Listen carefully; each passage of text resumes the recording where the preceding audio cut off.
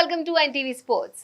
Rishabh Pant versus Sanju Samson. ఇదేదో world cup match గురించి కాదు, ఇవాళ జరగబోయే ఐపీఎల్ మ్యాచ్ గురించి అనమాట. అదే డీసీ వర్సెస్ రాజస్థాన్ రాయల్స్. ఒకరు టాప్ ప్లేస్లో ఇన్ని రోజులు కొనసాగారు. సో లాస్ట్ మ్యాచ్ ఫలితం మూలంగా సెకండ్ ప్లేస్కి వచ్చేసారు. ఇంకొకరికి ప్లే ఆఫ్స్ అవకాశాలు పదిలంగా ఉంచుకోవాలంటే ఈ మ్యాచ్ తప్పనిసరిగా గెలవాల్సిందే. వాళ్ళే Delhi. So Delhi versus Rajasthan match జరగబోతోంది. ఇద్దరికి చాలా ఇంపార్టెంట్. టాప్లో ఉండాలంటే అండ్ ఈ మ్యాచ్ గెలిస్తే రాజస్థాన్ టాప్ వెళ్ళిపోతారు. అండ్ డీసీ ప్లే ఆఫ్స్కి వెళ్ళాలంటే ఈ మ్యాచ్ కాకుండా మిగతా మ్యాచ్లన్నీ కూడా వరుసగా గెలవాలి. చూస్తున్నాం మరి పర్ఫార్మెన్స్ ఎలా ఉందో అనేది. రైట్, అంతకంటే ముందు వల్లేరు developers presence powered by my doctor pain relief and gift sponsor వచ్చేసి బిగ్సీ సమర్పించు ఐపీఎల్ మ్యాచ్ అనాలిసిస్ కి మనం వచ్చేసాం. అండ్ మనతో ఉన్నారు ప్రముఖ sports commentator, sports analyst Sudhir Mahavati. Hi Sudhir. Hi Akshay, ఎలా ఉన్నారు? I'm good, I'm very very good. So మనం ముందు చెప్పుకున్నట్టుగా డీసీ వర్సెస్ ఆర్ఆర్ మ్యాచ్. డీసీకి చాలా క్లిష్టమైన సిచ్యువేషన్. డీసీని చూస్తే హే క్యా హువా అన్నట్టు అయిపోతుంది కదా. అబ్సల్యూట్లీ. ఒక మంచి కిషోర్ కుమార్ పాట గుర్తు చేశారు. ఇష్టమా మీకు ఈ పాట? ఎస్ అవును. అంటే ఆ పాట వింటే కొంచెం అలా వెళ్ళిపోతూ ఉంటాం అనమాట. బట్ డీసీని చూసినప్పుడు అట్లా అనాలనిపించింది. సో కైసే హువా ఎట్లా ఏమంటారు? ఎందుకు అయింది అసలు యాక్చువల్గా రియల్గా? అబ్సల్యూట్లీ. వాళ్ళ జర్నీ ఈ సంవత్సరం మీరు అన్నట్టుగా వాళ్ళు అనుకున్నట్టుగా కొనసాగలేదు. అండ్ మరొక ఐపీఎల్ కూడా వితౌట్ టైటిలే బహుశా అవుతుందా అన్నటువంటి సిచ్యువేషన్లో ఉన్నారు. ఎవ్రీ మ్యాచ్లో విక్టరీ మీరు అన్నట్టుగా అవసరం. ఆ ఎవ్రీ మ్యాచ్లో విక్టరీ కూడా నెట్ రన్ రేట్ చక్కగా ఉండాలి. ఎందుకంటే నెట్ రన్ రేట్ కూడా మైనస్లో ఉన్నారు. అండ్ మీరు ఇప్పుడు మిగతా టాప్ టీమ్స్ చూసుకున్నట్లయితే అవన్నీ కూడా 8 విన్స్కు దగ్గరలో ఉన్న టీమ్స్ ఇంకా 2 ఉన్నాయి. అందులో సన్ రైజర్స్ హైదరాబాద్ ఉంది, చెన్నై సూపర్ కింగ్స్, లక్నో ఉన్నారు. మిగతా వాళ్ళకంటే 8 విన్స్ ఛాన్స్ లేదు. Punjab, Mumbai, RCB just forget about them. Actually ఇవాళ ఛాన్స్ గుజరాత్ కూడా ఛాన్స్ లేదు.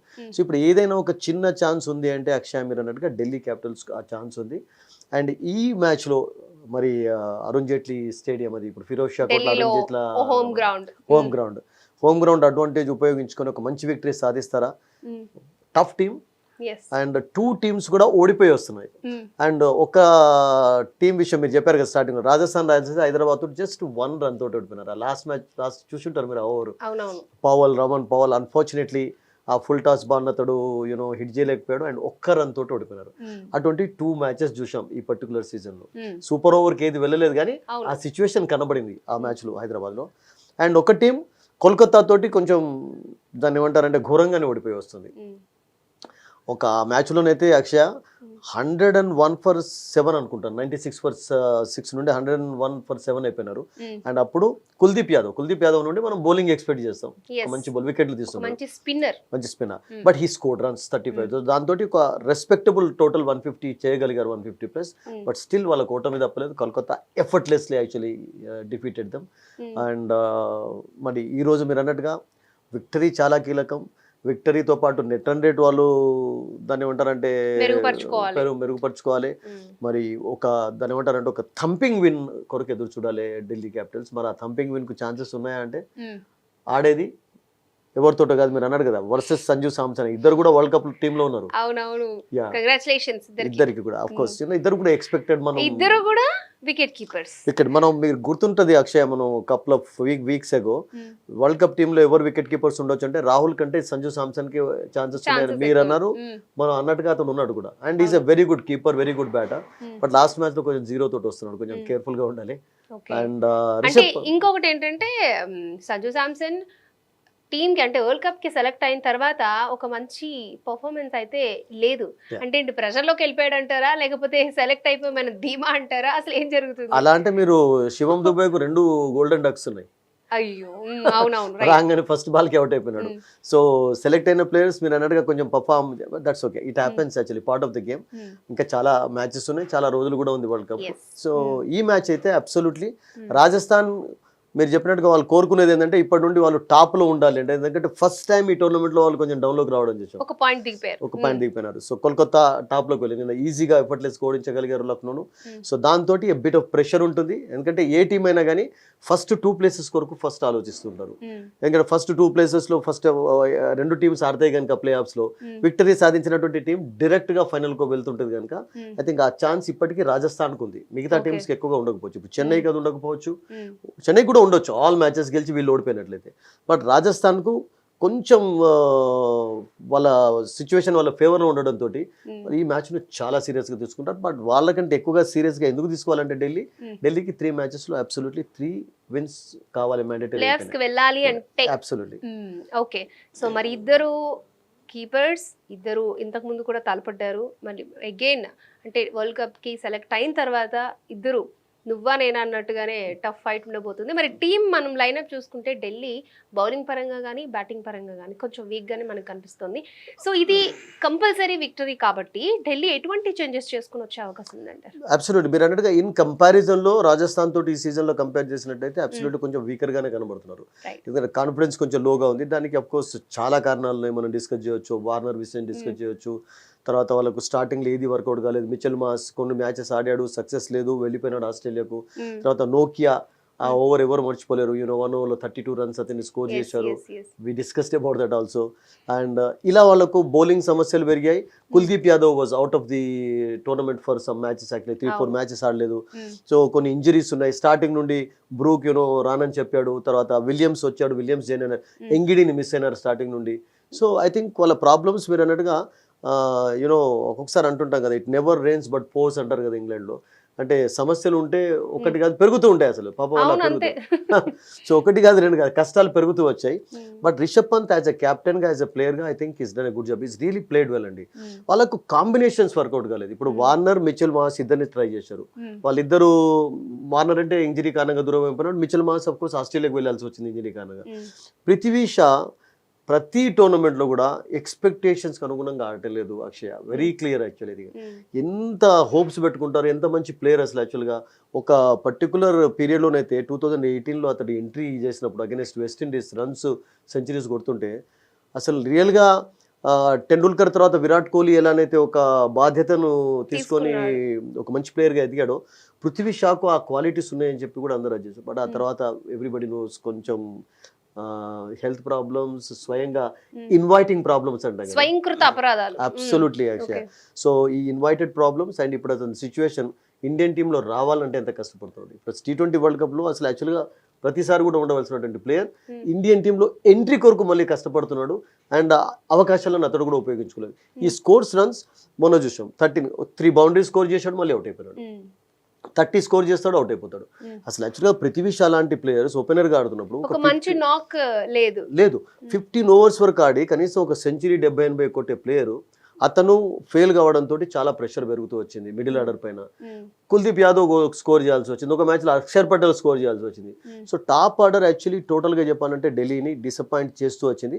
బట్ మెగ్గర్కు ఎప్పుడైతే వాళ్ళు ఇంట్రడ్యూస్ చేశారో, మనం అతని విషయం కూడా ఒక డిస్కషన్లో మీకు గుర్తుంది, 29 బాల్స్లో ఆస్ట్రేలియాలో సెంచరీ కొట్టాడు, అతన్ని ఒకవేళ ఆడిస్తే బాగుంటుంది. అతను ఆడినప్పటి నుండి కొంచెం వాళ్ళకి ఆ బ్యాటింగ్లో ఊపు అనేది వచ్చింది. అండ్ ద వే మనం చూస్తున్నాం కదా అక్షయ, సౌరవ్ గంగూలీ, రిక్కీ పాంటింగ్ కూడా చప్పట్లు కొడుతున్నారు అతను 6 కూడా. అంత టాలెంట్ ఉన్నటువంటి ప్లేయర్. అఫ్కోర్స్ ఆస్ట్రేలియా టీంలో ఇప్పుడు ఛాన్స్ లేదు T20 వరల్డ్ కప్లో, దట్ ఈస్ ఆస్ట్రేలియన్ టీం యొక్క అది, అటువంటి ప్లేయర్ కూడా ఛాన్స్ లేదు. బట్ ఈస్ రియలీ దాని ఏమంటారంటే added colours to their batting, no doubt about. But బౌలింగ్లో అక్షర్ పటేల్ మీరు అన్నట్టుగా, కుల్దీప్ యాదవ్ మినాయించి ఇషాంత్. మీరు కుల్దీప్ గురించి మాట్లాడుతున్నారు కాబట్టి ఇండియన్ టీమ్ సెలెక్ట్ అయిన తర్వాత సో స్టార్టింగ్ నుంచి కూడా చూస్తాం స్పిన్ చాలా బాగా పర్ఫామ్ చేసే కుల్దీప్ నుంచి ఆ స్పిన్ మాయాజాలం మనకు కనిపించట్లేదు. వికెట్స్ లేదండి, అతడు ఈజ్ ఓకేనండి.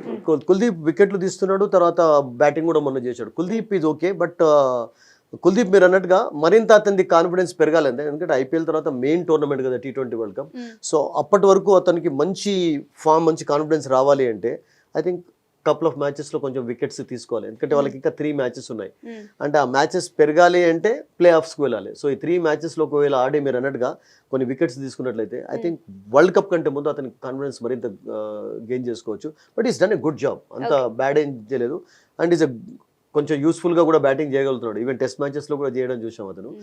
And Kuldeep is okay, but Axar Patel ముఖ్యంగా టీంలో అతడు కూడా ఉన్నాడు కదా ఇప్పుడు. అక్షర్ పటేల్ కూడా వరల్డ్ కప్ టీంలో ఉన్నాడు కనుక అక్షర్ పటేల్ నుండి ఒక మంచి ఆల్రౌండ్ పర్ఫార్మెన్స్ కావాలి. అతను బౌలింగ్ చేసినప్పుడు వికెట్ తీస్తున్నాడు కానీ అప్పుడప్పుడు రన్స్ ఎక్కువగా ఇస్తున్నాడు. So I think these 2 players absolutely world cup టీంలో ఉన్న ప్లేయర్స్ కనుక ఒక కీలకమైనటువంటి రోల్ ప్లే చేయాలి. ఎందుకంటే ఢిల్లీ క్యాపిటల్స్ నుంచి మీకు ముగ్గురు ఉన్నారు, రిషబ్ పంత్, అక్షర్ పటేల్ అండ్ కుల్దీప్. సో ఈ ముగ్గురు కూడా T20 వరల్డ్ కప్ లో ఉన్న ప్లేయర్స్ కనుక, అండ్ రాజస్థాన్ రాయల్స్ నుంచి మీకు ఇద్దరు ఉన్నారు, ముగ్గురున్నారు అక్కడ కూడా, యజ్వేందర్ చహల్, సంజు సామ్సన్, యశస్వి జైస్వాల్.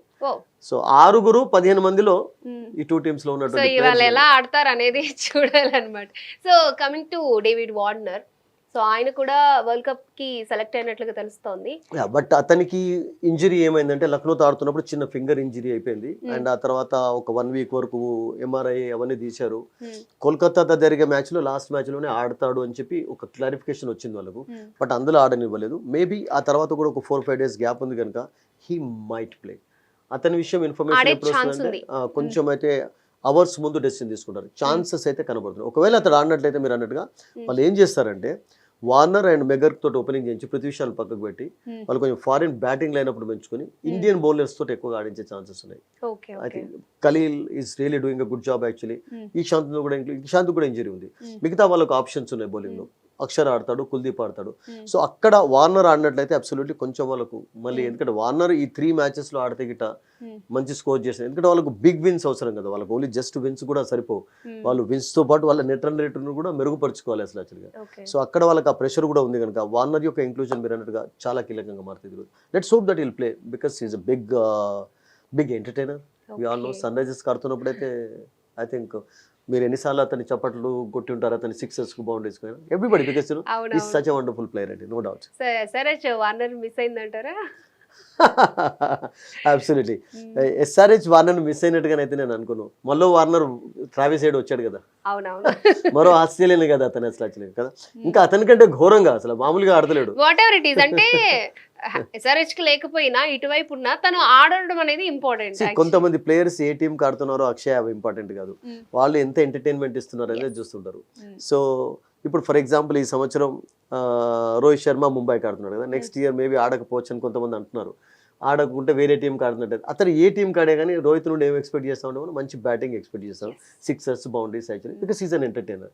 సో అదే కావాలి కానీ IPL ఏ టీం ఆడుతున్నారు అనేది కాదు, because they are entertainers, pure entertainers. ఇప్పుడు రాజస్థాన్ రాయల్స్ లాస్ట్ మ్యాచ్ ఓడిపోయి ఈ మ్యాచ్ ఆడుతుంది, దానివల్ల ఒక పాయింట్ కిందకు వచ్చి టాప్ 2లో ఉంది. సో లాస్ట్ టైం మ్యాచ్ ఓడిపోవడానికి గల రీజన్స్ ఏంటి? వాళ్ళు పోస్ట్ మార్టం చేసుకున్నారంటారా ఏంటి? దానికి middle order and top order లో కొంచెం ఫెయిల్యూర్ కావడం, ఎందుకంటే పవల్ పైన చాలా ప్రెషర్ కనబడింది.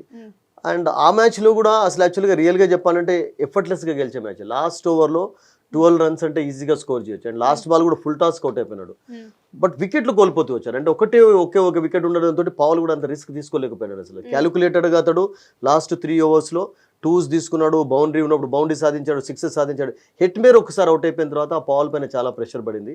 సో ఈజీగా గెలిచే మ్యాచ్ కొంచెం కష్టంగా మారింది. అండ్ చివరికి ఆ 1 run తోటి ఓడిపోవాల్సి వచ్చింది. సో ఆ మ్యాచ్ లో సంజు సామ్సన్ మీరు మనం చెప్పుకున్నాం కదా, ఫెయిల్ కావడం, కొంచెం టాప్ ఆర్డర్ కొంచెం అది కావడం తోటి వాళ్ళు అయిపోయినారు. బట్ సంజు పర్ఫార్మ్ చేస్తుంటే విజయం దక్కేది అంటున్నారు. అండ్ చాలా మంది ఇంకొకటి ఏంటంటే అశ్విన్ విషయం కూడా కొంతమంది ఎక్స్పర్ట్స్ అశ్విన్ వికెట్స్ తీయటం లేదు, ఎందుకు ఇంకొకరిని ప్రయత్నించచ్చు. అశ్విన్ లాంటి బౌలర్ ఒక మ్యాచ్ లో తీయకున్నా కానీ ఇంకొక మ్యాచ్ లో తీయగలుగుతాడు. ఇంపార్టెంట్ మ్యాచెస్ లో అతన్ని డెఫినెట్ గా ఆడిస్తారు, because is a key bowler. And Chahal is doing a good job. Boult చక్కటి బౌలింగ్ చేస్తున్నాడు.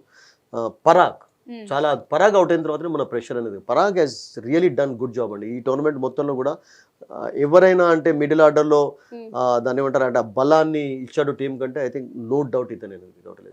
శశాంక్ లాగా రియాన్ పరాగ్, శశాంక్ మరొక టీంలో ఐ థింక్ ఇప్పుడు దీనికి ఆడుతున్నాడు గుజరాత్. సో అలా రియల్ గా అద్భుతంగా ఆడాడండి. అన్ఫార్చునేట్లీ వరల్డ్ కప్ లో ఉండే ఛాన్సెస్ కూడా ఉండే అతనికి, టీంలో ఇంక్లూడ్ చేస్తారని అనుకున్నారు, but it's okay, it's up to sell. But Riyan Parag has really done good job. వాళ్ళ బ్యాటింగ్ లైనప్ మీరు చూడండి, సంజు సామ్సన్, జాస్ బట్లర్, తర్వాత యశస్వి జైస్వాల్, మీకు రియాన్ పరాగ్, అద్భుతమైనటువంటి lineup.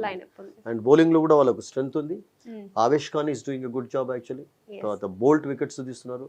So Chahal and Ashwin they are there for them actually. So మీరు స్టార్టింగ్ లో అన్నట్టుగా ఆన్ పేపర్ మీరు చూసుకున్నట్టయితే ఇప్పుడున్నటువంటి సిచ్యువేషన్ లో ఢిల్లీ కంటే కొంచెం స్ట్రాంగ్ టీమ్ ఏదంటే ఐ థింక్ రాజస్థాన్. అంటే కన్సిస్టెన్సీలో కావచ్చు, ఈవెన్ ప్లేయింగ్ వైజ్ కూడా చాలా అద్భుతంగా. అంటే ఏ టీం ఏ రోజు ఎలా పర్ఫామ్ చేస్తుంది అనేది కూడా మనం ప్రెడిక్ట్ చేయలేం లేదండి, కాబట్టి మీరు క్రికెట్ టోటల్ గా cricket it self actually predict చేయడం గేమ్ ఆఫ్ గ్లోరియస్ అన్సర్టనిటీస్ అంటుంటాం కదా.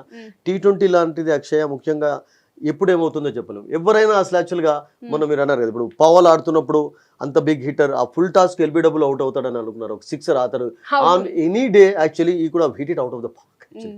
బట్ అటువంటి ప్లేయర్ ఎల్బిడబ్ల్యూ అవుట్ కావాల్సి వచ్చింది. సో ఒక్కొక్కసారి ఇట్ హ్యాపెన్స్ అది. క్రికెట్కు ఉన్నటువంటి గుణం ఏంటంటే it's game of glorious uncertainties.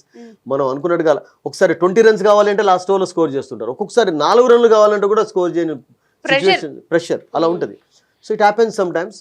But I think కొన్ని పాఠాలు నేర్చుకొని ఉంటారు రాజస్థాన్ కూడా. రాజస్థాన్ కూడా స్టార్టింగ్ లో డిఫిట్స్ లేవు, కానీ ఆ తర్వాత వాళ్ళు ఎప్పుడైతే గుజరాత్ ఓడిపోయినారో హోమ్ గ్రౌండ్ ముందు, I think they started thinking మనం కూడా కొంచెం మరి ఇవాళ హోమ్ గ్రౌండ్ లో ఢిల్లీ పర్ఫార్మెన్స్ ఎలా ఉంటుంది, అలాగే బౌలింగ్ లైన్అప్ అంటే కొంచెం వీక్ గా అనిపిస్తుంది కదా.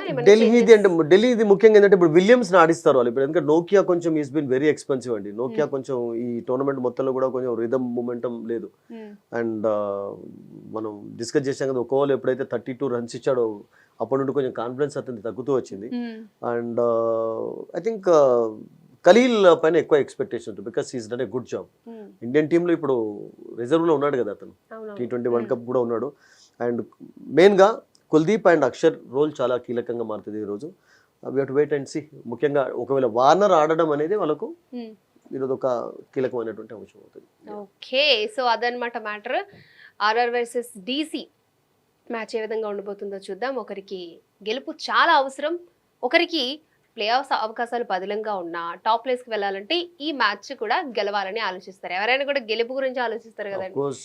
ఎస్, రెండు టీమ్స్ కూడా ఆల్ ది బెస్ట్. వెల్, ఇది వాళ్ళ మన NTV స్పోర్ట్స్ IPL మ్యాచ్ కి సంబంధించి స్పెషల్ అనాలిసిస్. చూస్తూనే ఉండండి NTV.